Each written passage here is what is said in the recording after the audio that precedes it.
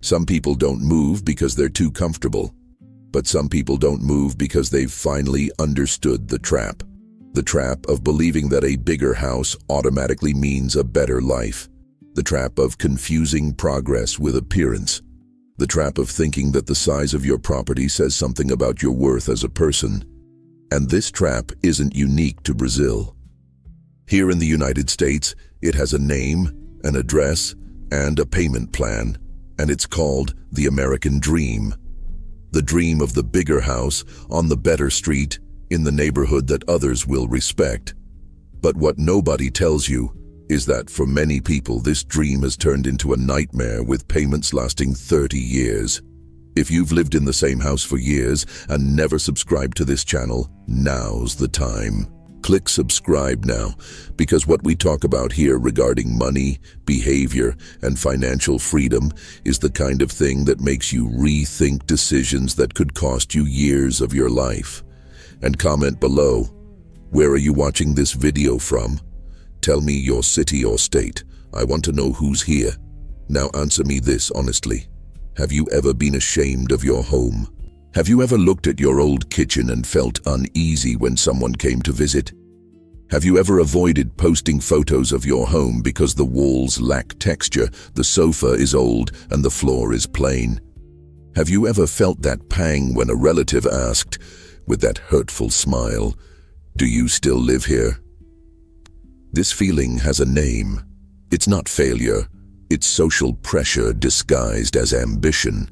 And in the United States, this pressure is brutal. Here, the neighbor changes cars every year. The coworker is always talking about the new house he bought in another neighborhood. The cousin posts photos of the balcony with a view.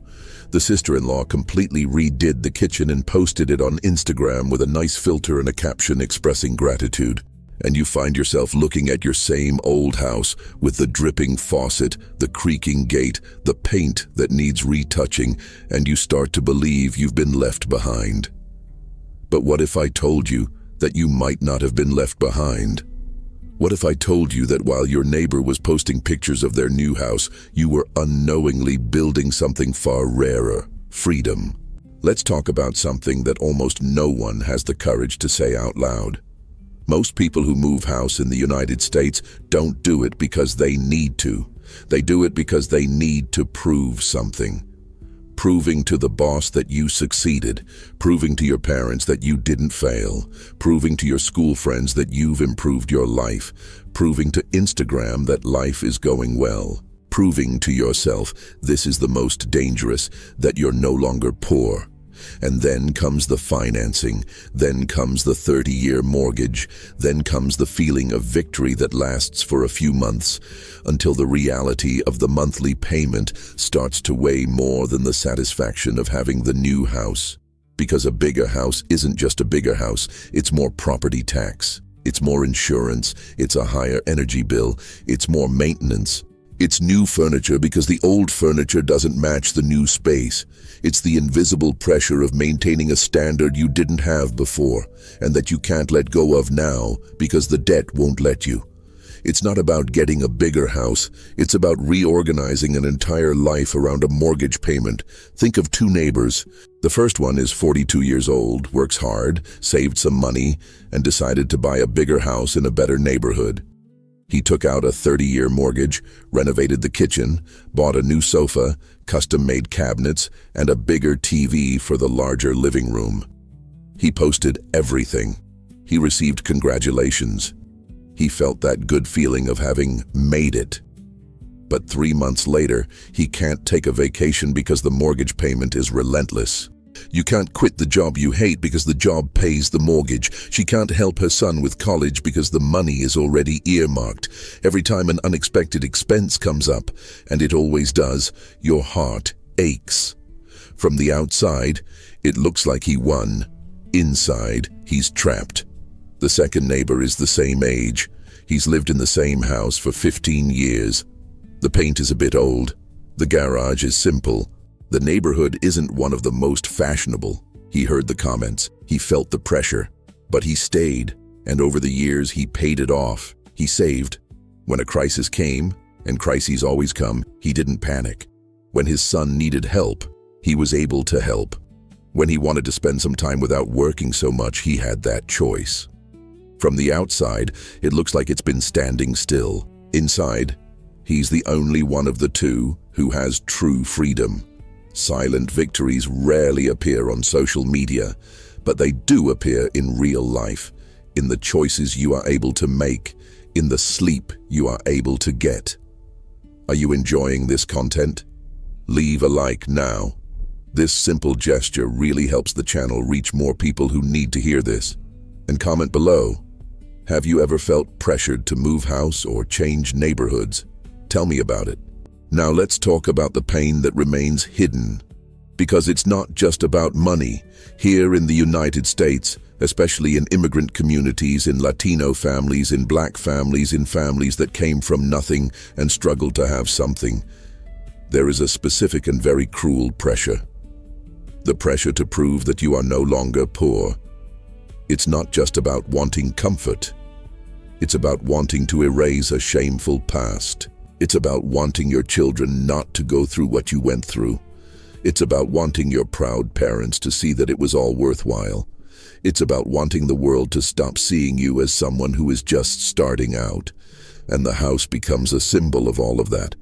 When the house is small, it seems like life is small too. When the kitchen is simple, it feels like you haven't quite got there yet.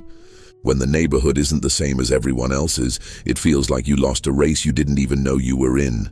But someone needs to say out loud what many people feel but can't name. Shame doesn't pay the mortgage, comparison doesn't pay property tax, and applause from a relative doesn't pay off 30 years of financing. You don't buy a bigger house to live better. You buy it to silence a voice, the voice of comparison, that will continue to speak from within, no matter the size of the house. Because when you arrive at your new house, the voice continues. Now it talks about the neighbor's house that's bigger, about the car that doesn't match the new neighborhood, about the clothes that need to be different, about the lifestyle that needs to match the new address. The insecurity that made you buy the bigger house will follow you inside it. So what does an intelligent person do before making a decision of this magnitude? She stops and asks the right questions, not the wrong question, which is, can I afford the installment? Because almost everyone can afford the installment on paper. The problem is what that installment will consume from your life in the coming years. The right questions are different. Does this change increase my freedom or just improve my appearance? Am I buying genuine comfort or am I buying approval? Will this new house bring me peace of mind, or will it force me to work more for longer hours without being able to stop? I want to live better. Or do I want others to think I've improved my life? And most importantly, how much of my life will this installment buy from me? Because that's what happens. You don't pay a mortgage with money. You pay with years, with choices you won't be able to make, with jobs you won't be able to quit, with risks you won't be able to take, with dreams you'll have to postpone. 30 years of payments means 30 years of your life with a commitment that cannot be canceled, and that changes everything. Now let me tell you what a simple house truly represents, and it's not what you've been taught to think. A simple house, especially one that is fully paid off or has small installments, is one of the greatest financial protections a family can have. It protects against job loss. When you lose your job, the pressure is less. You don't need to panic in the first month because the smaller house won't devour you. It protects against medical crises. When a health problem arises, and in real life it always does, you don't have to choose between paying the hospital and paying the mortgage. It protects your freedom of choice. You can accept a job that pays less, but makes you happier. You can say no to a promotion that requires more hours. You can afford to think long-term because the short-term isn't suffocating you. She protects her sleep, and that's priceless. The house you find small might be precisely the reason you can still breathe. Perhaps it's modest on the outside, but enormous in the silent protection it offers your family every day.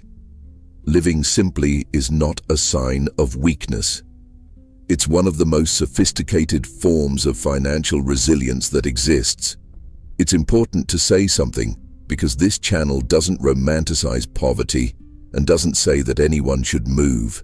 If you need to move for safety reasons, if the neighborhood has become dangerous, if the family has truly grown and the space is no longer sufficient for real needs, if you're moving closer to work and this concretely changes your quality of life, if the new house will cost less, not more. These are legitimate reasons. These are reasons that stem from real need, not from comparison. The problem isn't moving house. The problem is moving house to silence the voice of insecurity, because that voice won't be silenced. It just gets more expensive. So if you've lived in the same house for years and sometimes feel that pang of embarrassment when someone compares you to others, let me tell you what you may not have been able to see yet. You may have understood the game before many other people. You may have realized, consciously or unconsciously, that chasing after a bigger house to impress others is handing over years of your life to people who won't pay any of your bills. You may have discovered that peace is also an asset. Having a paid-off home is a form of freedom that doesn't show up on Instagram, but it shows up in every choice you're able to make. That stability is wealth, even when it doesn't seem glamorous. The fact that you don't need to prove anything to anyone is a level of financial maturity that most people will never reach because they are too busy trying to appear as if they have achieved it.